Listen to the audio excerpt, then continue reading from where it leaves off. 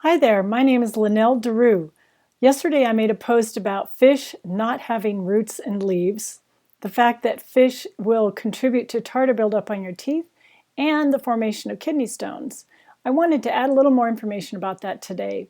Something that I found in the newspaper a long time ago, in fact 27 years ago, was this article in the local newspaper. Can you see that? Excess meat competes with calcium.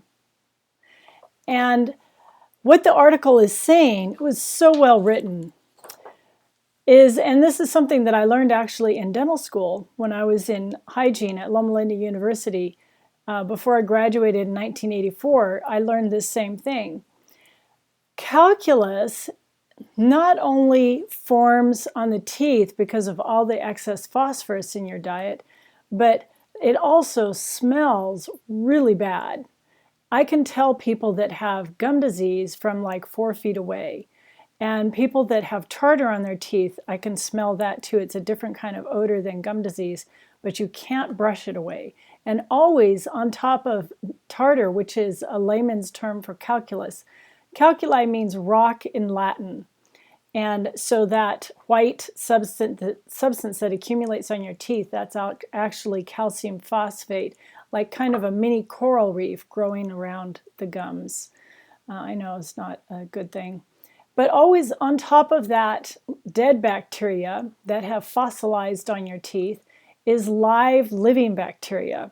So there's no way that you're ever going to get tartar clean. You need to have your teeth professionally cleaned, preferably every 6 months. Some people go every 3 months if they've had gum disease. And I had a patient in Palm Springs, it was, who came every 2 months because he wanted to. So I did his teeth. His teeth were immaculate. But in this article, I wanted to share something with you.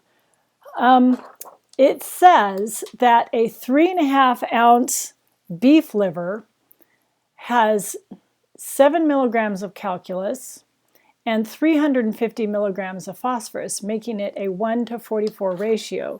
Now, ideally, you want to have a 1:1 ratio of calcium to phosphorus that you ingest. The more phosphorus you have, that your body only needs a little bit.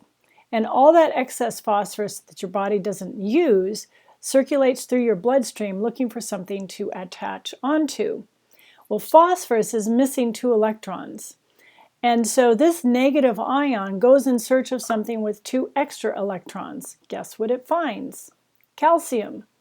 Calcium is a +2 molecule, and so they come together and they marry each other and they share these 2 electrons that spin around these 2 molecules. So now you have calcium phosphate. Your body cannot use calcium phosphate. It doesn't need calcium phosphate, and so it kicks it out either through your saliva ducts or your kidneys, forming either tartar on the teeth or kidney stones. And so the excess phosphorus in your diet is going to create a lot of tartar on your teeth. Now, something else interesting to know is that where does it get the calcium? Well, we tend to think of children as growing and all they need calcium because all their bones are growing. Yes, that's true. But in adults, we also need calcium because the bones that are constantly enduring trauma are trying to become denser. Yes, even adults need calcium in their diet, and it's a specific kind of calcium, but I'm going to come back to that.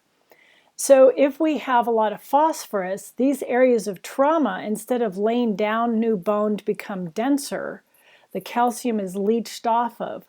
Well, which bones specifically lose the calcium or are trying to become denser? Those areas of trauma would be the jaw bones around our teeth.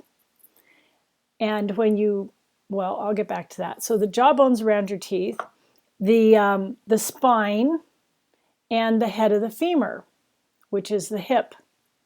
So as we get older and we have osteoporosis accelerated by a high phosphorus diet, we'll see the gums receding, going up for the upper and down for the lower. Have you heard the expression long in the tooth?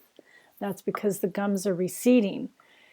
And not just because of gum disease, it will be because of accelerated bone loss. People getting shorter as they get older. And then in some cases, it's not that they fall and break their hip, it's that the hip snaps off and then they fall. So you want to reduce the phosphorus intake in your diet so you preserve the calcium that's trying to be laid down and make the bones denser around your teeth, your spine, and your hip. What happens is the trauma to bone will trigger a message to the brain, help, we need to make the bone denser.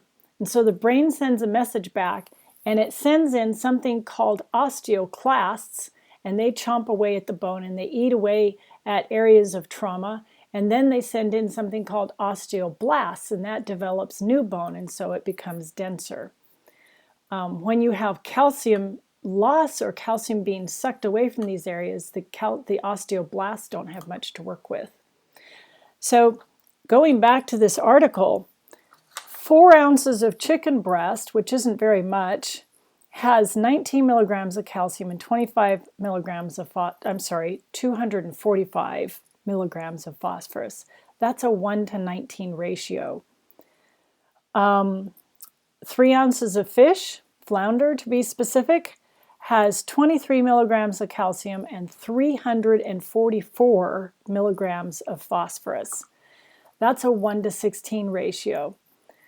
So something else to know besides reducing your phosphorus intake is that caffeine also interferes with calcium absorption.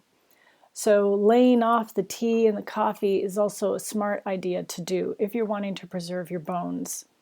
Now, I was telling you earlier that I would talk to you about what kind of calcium is important to take.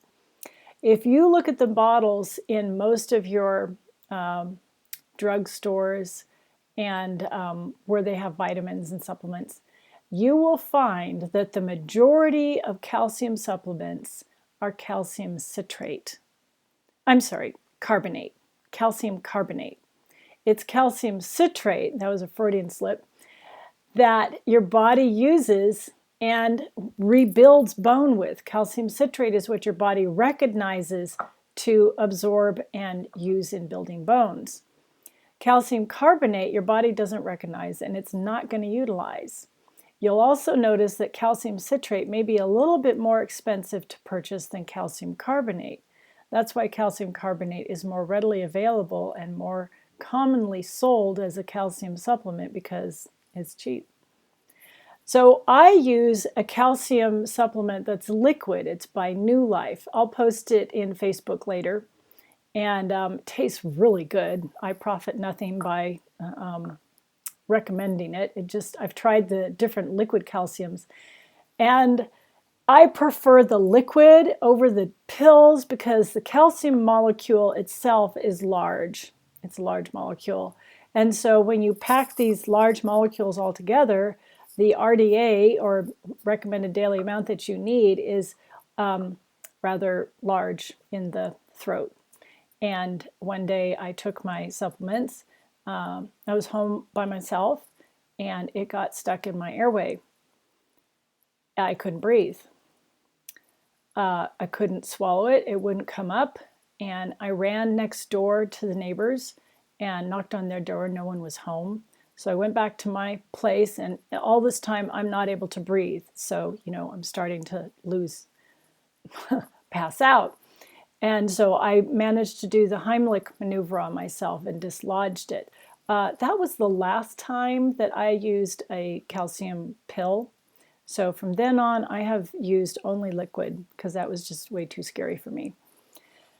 So if you would like, I will post this as a freebie, and I'll copy this off. You notice it's really raggedy and torn, so I'm sorry that the words aren't really clear.